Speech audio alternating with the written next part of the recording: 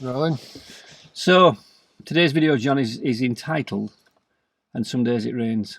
Some days it rains. Well, 'cause you started off doing your videos because you wanted to show your clients, what you kind of do and do slideshows. But you've had some people ask you about doing. You did some stuff on how you keep your creativity going Yeah. And in and photography. and then people asked. There's like, it's always going to happen. You're going to get the geeks, and then they ask other questions. So I don't know if you've seen it, but I've done another video answering their questions. I think people want to take better photographs, whether you're a would-be photographer, whether you're a professional photographer. Yeah.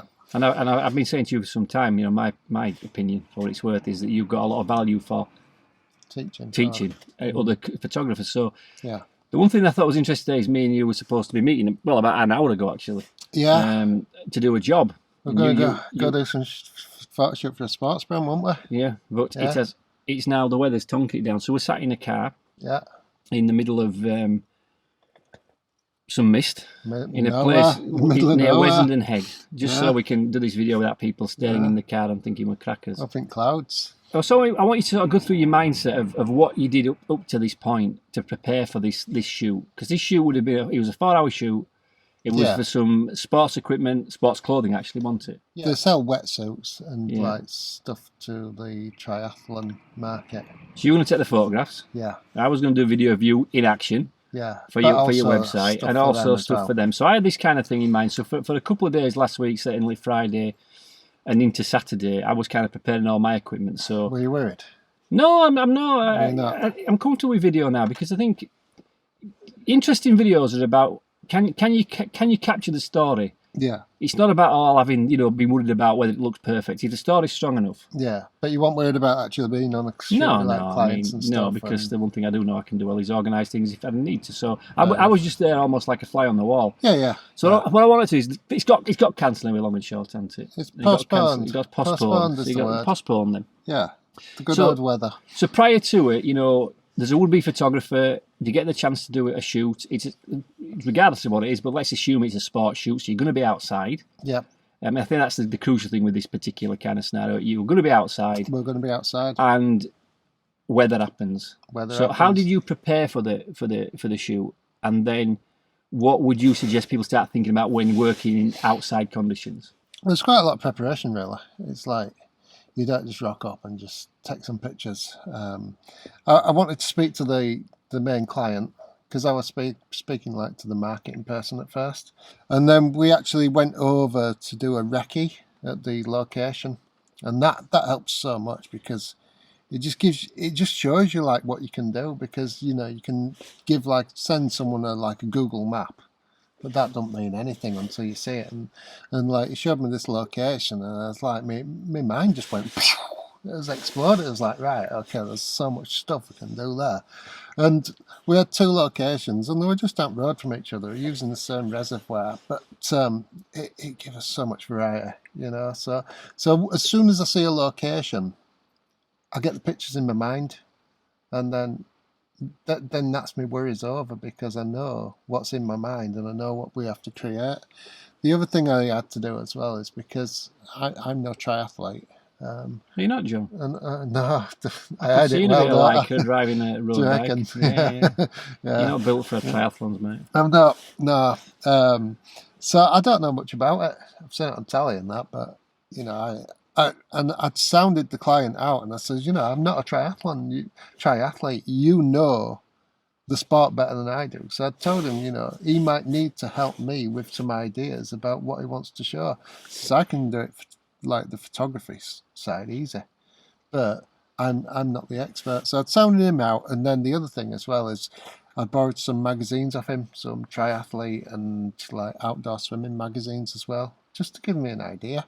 And then when I'd kind of looked at the location, knew that was fine, knew that there was so many options, I could be creative, and then I'd seen the stuff that's actually in the magazines. I was like, right, job's done. I'm not worried anymore. I can create quite easily and I'm met better what everything I've seen so far. So yeah, that was like my main mindset. Yeah, another thing as well, I'd sounded him out about the equipment, and I'd said, right, what kind of look are you going for? Are you wanting real dramatic portraits where you're using flash and stuff? And he's like, no, I don't want that. I want more lifestyle stuff. He says, you know, I believe that if you're outside, you want to create that outside environment. If you're going for like a flash thing, you want to be in the studio. So I'd already kind of got an understanding. And the other thing as well, I forgot to mention before, is like, you always want to know the outcome of the pictures. What are they going to be used for? Where are they going? So I knew they were going to go on the website and they're going to be used for social media.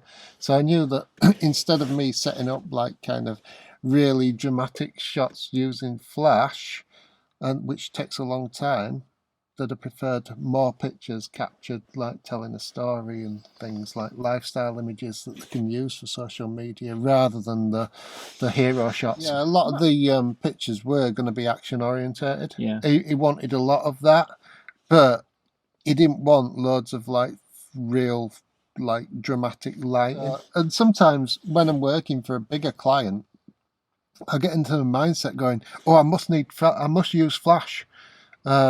And it's because sometimes you just think they expect you to do that. But no, I've done it for quite some time. It's kind of, I know to ask the questions now.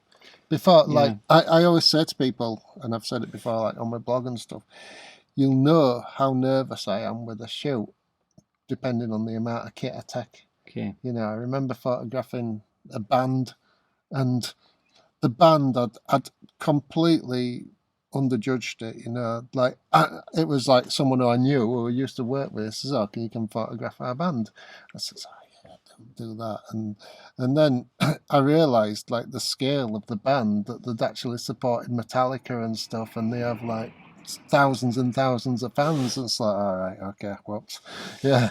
But it was just, everything was fine. I just had to get that into my head. But you would have done today's shoot. Bear in mind, this is for a company that sell product. Yeah. So this is a professional shoot. Yeah. For somebody who's going to sell products professionally. Yeah. And I know you haven't got your batteries with you, but you would have carted around this, wouldn't you? So you've just got your camera. Well, I've got one camera. I'd have had at least two cameras. So you'd have had a backup and another camera. Well, no, I wouldn't have had a backup. I'd have had two. I'd have been using two different cameras. lenses. Were you, because of the lenses? Two lenses, yeah. Again, so that means you don't have to keep swapping and starting. Yeah, pretty much. Again, it comes down to experience. Like a long time ago, I'd have had so much stuff and every single lens, and I wouldn't have dared just rock up with two cameras and just. So in theory, you've got this coat on, which looks like it's got more pockets than a billiard table. Yes, it's got a few. So realistically, with that, and so now you carry a camera, it's like on a holster thing. You know, you can rack up there. You're carrying very little gear. No, it's just literally. I'd have taken my 35, my trusty 35mm, which is this one, and then I'd have used a 70-200 on my other one, which is a sweet lens, and then because I'd seen the location, I know how it would look really good as a wide angle, so I'd have taken a wide angle as well. We've got two locations. We can do so much stuff in them locations. We don't have to have loads of locations. It's like, just because I'm photographing a person in one area, it doesn't mean I can't get 20 different looks. And you make something out of what you've got available. Yeah. Well, so like today, you know, it is absolutely tonky down outside. It's quite bad and misty. We'd have got wet, wouldn't we? But what I'm saying is, based on that now, based on what I've learned from you, is now I've thought, well, we'll just do a video. Yeah. We can still get that done. It's just a different story from the day that people sometimes think, oh, the circumstances, the environment's changed, it's all over. Yeah. I think if you're a new photographer, you're somebody getting into new creative stuff, it's sometimes you learn more in the days when you have the adverse experience. Oh yeah, absolutely. Yeah. So you got your camera set up, you've done a bit of background into the magazine, checked that out, asked his advice. That again, I think another smart move. Yeah.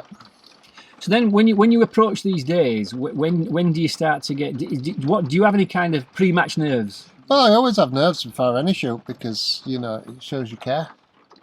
That's nice. I like that. Any time you think that you know it all, then that's when you stop, because you don't know what's going to happen. So I always have nerves, you know. But I've done as much as I can to make sure I don't.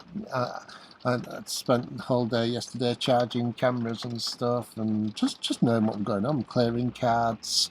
Like before I forgot to mention your other question. We were going to rock up early and check everything out before they got there, and then kind of set everything up. Just know where to start really, because that start's an important bit, especially if you're not used to doing something, or like the wedding. Going to a wedding is the worst. Like you're just terrified, and anyone who says not, then they shouldn't be photographing weddings.